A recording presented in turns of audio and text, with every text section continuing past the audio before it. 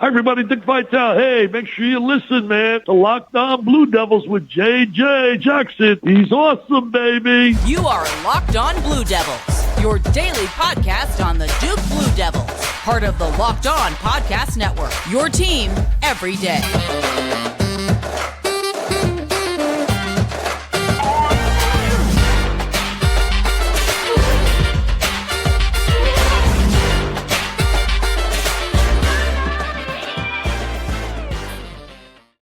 Hello, everybody, and welcome into another episode of the Locked On Blue Devils podcast. My name is JJ Jackson. It's so great to have you here with us on this Thursday, April 27th, 2023. I hope that you're doing well here today. Excited on the program to have my good pal Kevin Connolly, the site expert for Ball Durham, here with us. We'll talk a little bit about the recent news and notes from Duke men's basketball, and then a couple of season review profiles on Jeremy Roach and Tyrese Proctor, the backcourt for Duke, what we liked about the seasons that were this past year for Jon Scheyer's squad in his first tenure as head coach. If you haven't done so already, please be sure to follow and subscribe to Locked On Blue Devils for free wherever you get your podcasts. Follow us on Twitter at @LO_Blue Devils. I'm on Twitter at _JJ_Jackson_. If you have any mailbag questions for us, send them to us on Twitter. Ask them in the YouTube comments. Send us an email, lockedonbluedevils@gmail.com. So a million different ways to submit those mailbag questions,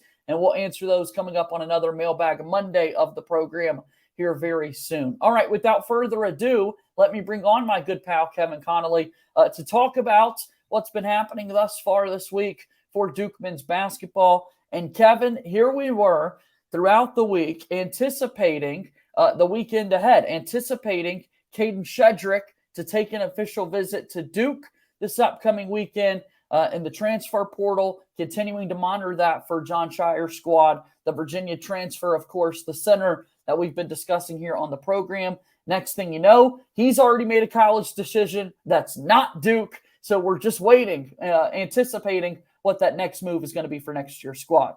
Yeah, absolutely. So Cedric goes to Texas. Felt like it either had to be Texas or Missouri as he visited those two schools and then canceled everything else. So, it's a lot of question marks right now as to who Duke is going to target next. I still think they have to add another big in that transfer portal. And I think you're still going to see a lot of guys still enter the transfer portal. I don't remember off the top of my head the date that the transfer portal closes when you lose eligibility for next season, but the draft withdrawal date is May 31st. Now, you're still going to get a lot of guys that don't get invites to the combine that have declared to the NBA draft that are going to withdraw after they don't get combine invites and no NBA team workouts, and they could still enter the transfer portal. So portal might have died down now a little bit in terms of people entering it, but there's still going to be a lot of movement left in the transfer portal before everything's said and done. Yeah, that portal 60 days from Selection Sunday onward. So Selection Sunday to the end of the year, that's either May 11th, May 13th, something like that. That's the day in which players have got to make that decision to move forward. So here we are expecting some news possibly for Duke. Of course, Jeremy Roach has maintained his college eligibility throughout this draft process. He's got that May 31st deadline to kind of keep moving forward and see what decision he ultimately wants to make in regards to his status with Duke next year. And then does Duke go out and try and find a transfer center? A lot of people talking about Day'Ron Holmes at Dayton, who was declared for the draft, maintaining college eligibility. That's another popular name I think Duke fans would be excited about, Kev. Yeah, so that's another name you heard really even before the Shedrick news. Saw that he's going into the draft as well. So something to keep an eye on. Heard conflicting reports that he's fully committed to the draft. Heard other reports that he's going to test the waters. I know he's still maintaining his college eligibility. But it feels like that'd be a really good athletic, versatile piece you could plug into the 5 spot for this Duke team. So we'll see what decision he ultimately makes and whether or not he plays for Duke maybe this upcoming season. Some other news to catch you up on this week. Of course, a lot of eyes were down in Atlanta last weekend with the Nike EYBL event. Jon Scheyer was on hand with pretty much his entire coaching staff, Jai Lucas, Emil Jefferson, Chris Carrawell, and then Jason Tatum, a surprise visitor, sitting front row at a couple of big-time games as Duke's looking for the next kind of premier talent. Yeah, really interesting, just given the whole timeline. I mean, you knew the coaching staff would be down there, and obviously Tatum down there as well, but like it's not like he just went out on a random Thursday night in the regular season to hang out with his buddies, the Duke coaches, and watch some high school talent. I mean, middle of the playoff series, and the Celtics were just coming off a loss. I believe he was there Saturday, so it was a loss on Friday in Game 3 to the Hawks. So, like, it wasn't like this was just your run-of-the-mill February game in Atlanta where he had some time to kill. Like, this was, like, really important time for Tatum and the Celtics, and he still found the time to go and meet the Duke coaches and sit there with them and watch some of these prospects. So I think it really says volumes about not just what Jason Tatum thinks about Duke University and the Duke men's basketball program, but also his relationship with John Shire, who was his coach, assistant coach at Duke, Emil Jefferson, who was his teammate at Duke. I really think it says a lot about how much of an ambassador Jason Tatum is for Duke University as a whole, and specifically the Duke basketball program. What do you think that does for the high school basketball players? I mean, obviously they're hoop heads. Obviously they're aware of who Jason Tatum is. I mean, you're playing a game and then you look over and, hey, that's Jason Tatum. Well, I think you also have to think about it like this new generation of high school players. So like when John Shire and Nolan Smith and JJ Redick and all these players were coming to Duke, it was like Michael Jordan. Like that was the NBA guy. Then you go a little bit further and even say like Zion Williamson and Marvin Bagley and RJ Barrett. It was Kobe Bryant and LeBron James. Now you're getting into that era of high school players where it's Jason Tatum, it's Luka Doncic, it's Steph Curry. Now, obviously, it's still LeBron James and Giannis Antetokounmpo and Joel Embiid, but like Jason Tatum's in that crop as well. So these high school players are like, oh man, like Jason Tatum's hanging out with John Shire. Like maybe I should take another second look at Duke to see what this program really has to offer, because like I don't think any other program that was down at the EYBL session had someone the caliber of Jason Tatum sitting on the sidelines. No kidding. I mean, that did wonders, I'm sure, for what Duke is trying to do. So we'll see what this 2024 class looks like, as Duke is hoping to get a couple of more commits possibly during the upcoming recruiting cycle and that sort of thing. So we will see what this Duke squad can do. So with that being said, we do want to take a look at the seasons that were for the backcourt for Duke. We'll continue a season review after this timeout here on the program. Locked On Blue Devils today is brought to you by our friends over at Built Bar. Are you looking for a delicious snack but don't want all the sugar and calories? Then you need the best tasting protein bar ever. It's Built. You got to try this. If you're like me and you want to make healthier snack choices but don't want to compromise on taste, I've got just the thing for you. Built Bars and Built Puffs. They're healthy and taste amazing. The best part, 100% real chocolate. Only 130 calories, 4 grams of sugar, and a whopping 17 grams of protein. Available now at your local Walmart or Sam's Club for in-person pickup. Of course, you can always go online and check out Built.com. Always use our promo code LOCKED15, LOCKED15. Again, Built Bar is the way to go to get your day started. Built Bar, a proud sponsor of Locked On Blue Devils. Moving forward here on today's episode of Locked On Blue Devils, JJ Jackson alongside my pal Kevin Connolly, the site expert for Ball Durham. All right, let's review some of the seasons that were for Duke men's basketball, and I want to have a backcourt focus for the squad, with Jeremy Roach and Tyrese Proctor being the main guys here for conversation. Taking a look at the year that was for the captain, Jeremy Roach, what comes to mind first for you, Kevin? Well, first thing I think is resiliency, because there was so much expectation surrounding him coming into the year after his NCAA tournament 2 years ago, in which Duke went to the Final Four. And he announces he's returning, and it's going to be this big Jeremy Roach show. He's going to be one of the best players in the country. And he starts off really well, as you would expect. And then I think it was in the Purdue game where he got that toe injury in the championship game of the Phil Knight Invitational. And you could tell he was really hobbled by it, tried to fight through it. And I think he played up until that Iowa game in the Garden, the Jimmy V Classic. And he wasn't practicing and he just didn't look right, but he was still playing well. And then he sat and re-aggravated it and sat for a really good, almost a month. I mean, Duke got lucky. They didn't have games for about 2 weeks there because of the holidays and final exams. But I would say resiliency, because then when he came back, He made the move to go off the ball. His three-point shooting really has improved throughout his first 3 seasons at Duke. It allowed Tyrese Proctor to play at the point guard, and that really changed the season for Duke.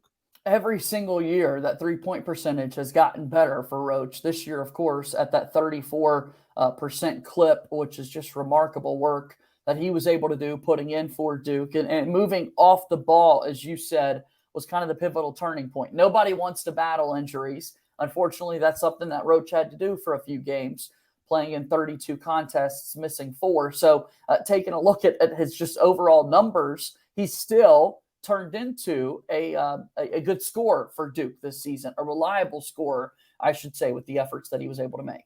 Yeah, absolutely. And you could still put the ball in his hands and know that he could get you a bucket off the dribble. And I think that was the most important thing. Really, you didn't play him as a pure 2 guard when Roach got moved to the 1. It wasn't like what we saw with Tyus Jones and Quinn Cook in 2015.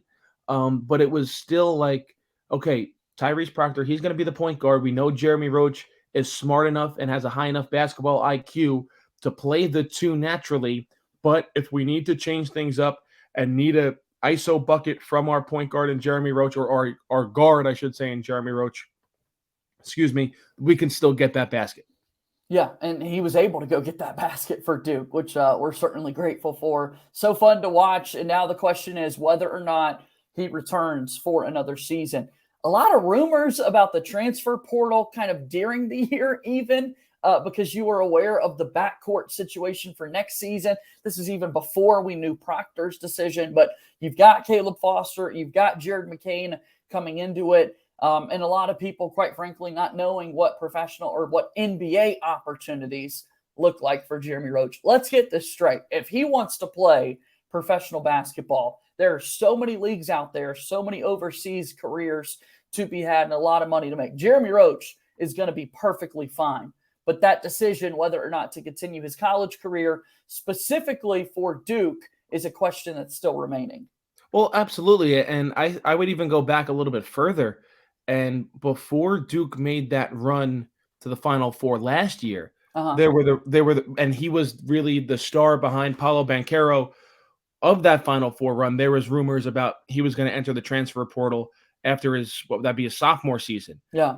And because he had this spectacular run and he was finally coming into his own, he stayed for his junior year, was named captain, and the rest is, I guess, history. At least a little bit of history in the Duke basketball record books. But yeah, there were even those rumors during his sophomore season before he was one of the catalysts for that Final Four run.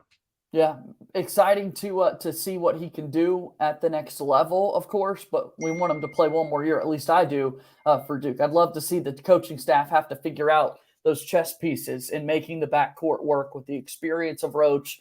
But look, I mean, Jared McCain, the way he shoots the basketball, I think you got to find a spot on him for the floor with how dynamic he can be. So can Jeremy Roach possibly be an off-the-bench spark plug for your squad if he were to return next season? I think that's a big question. I don't know if he returns, if he'd come off the bench. I think he would 100% be starting. But don't worry, Jared McCain's going to play. He's going to play a lot. He's too good of a shooter to keep on the bench.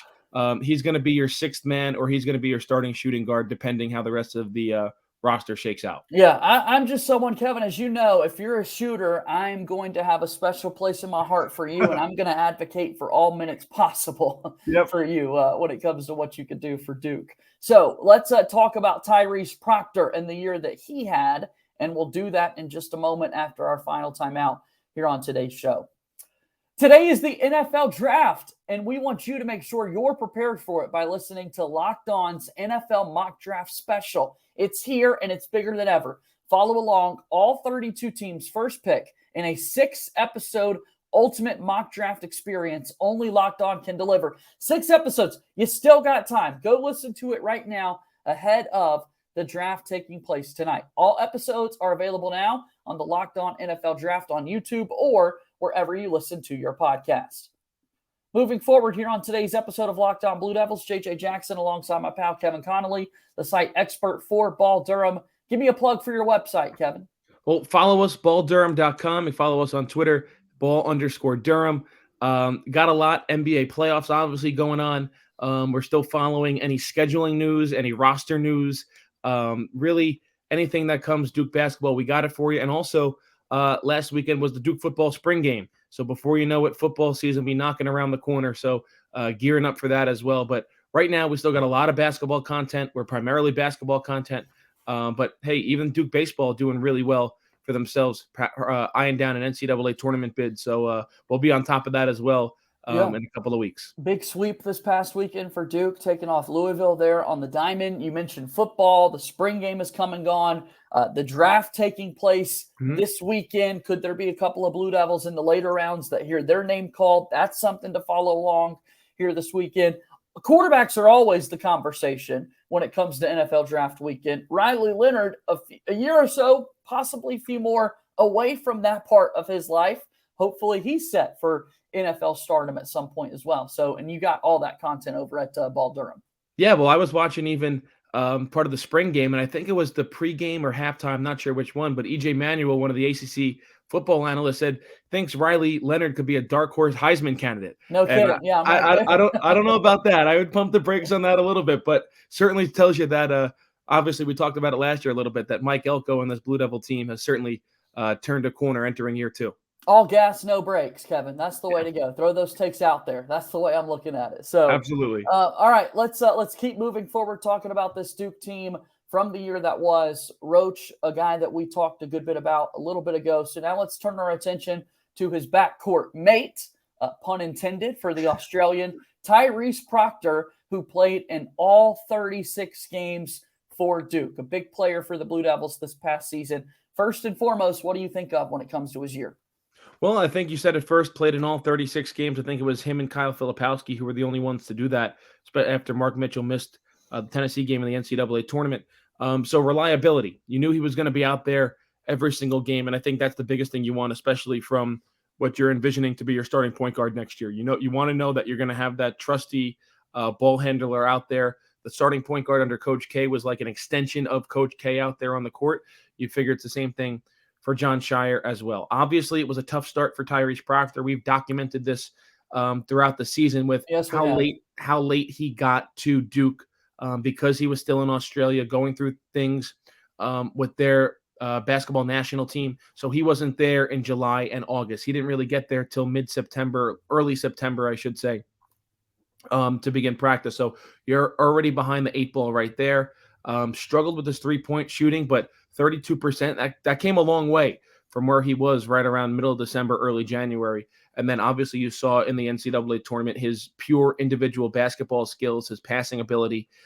Duke is in really good hands next year if Tyrese Proctor is the starting point guard. Yeah, of course, if you're watching us on YouTube, you can see we've got his stats there on the screen. Played in all 36 games, 9.4 points per game, 3.3 assists per game, 3.1 rebounds per game, and 32% shooting from 3-point range.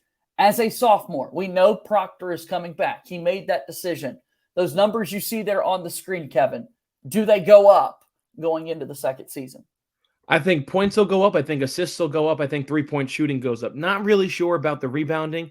I could see the rebounding continuing to hover around 3, maybe take a little bit of a dip down to into the high 2s. But yeah, I definitely think the points, the assists, and I think the 3-point shooting will improve next year for Tyrese Proctor. Those offensive numbers you think are going to go up then? Yeah, why, I think why? Why do you say that? Because he's going to be more comfortable. He's going to be a 35-plus minute guy from day one. And again, this isn't sourced or anything, just a gut feeling. Jeremy Roach doesn't come back.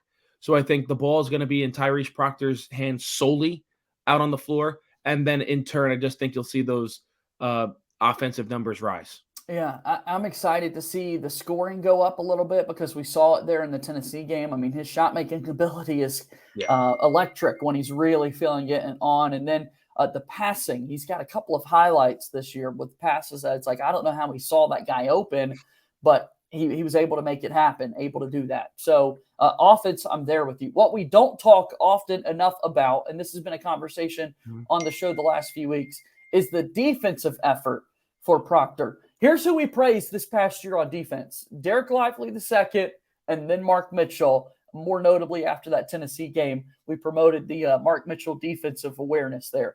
Not a lot of love for Proctor, but we should have been talking a lot about his defense this season. And I do think that will be another calling card for what he brings to Duke next year. You're 100% right, because obviously Derek Lively takes the headlines because shot blocking gets a lot of headlines. Everyone can see a 7'1" guy swatting shots at the rim and adjusting shots at the rim. Mark Mitchell defended the opposing team's best wing, but Tyrese Proctor, he was one-on-one with the opposing team's best guard. And we all know in college basketball, guards really win.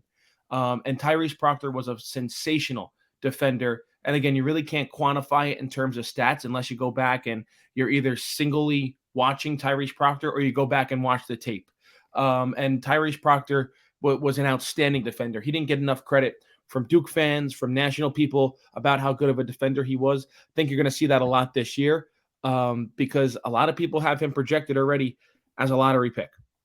Don't mind that. Yeah, I love the fact that he's obviously got the professional career ahead of him, and then he's going to be able to play with guys that were originally in his class and leading the way for Duke. It was a team that only had Roach and Blakes coming back going into this past season, and now multiple players are going to be able to lay out what it means to be a Duke basketball player. And so Proctor being one of those lead guards, I think is going to be important.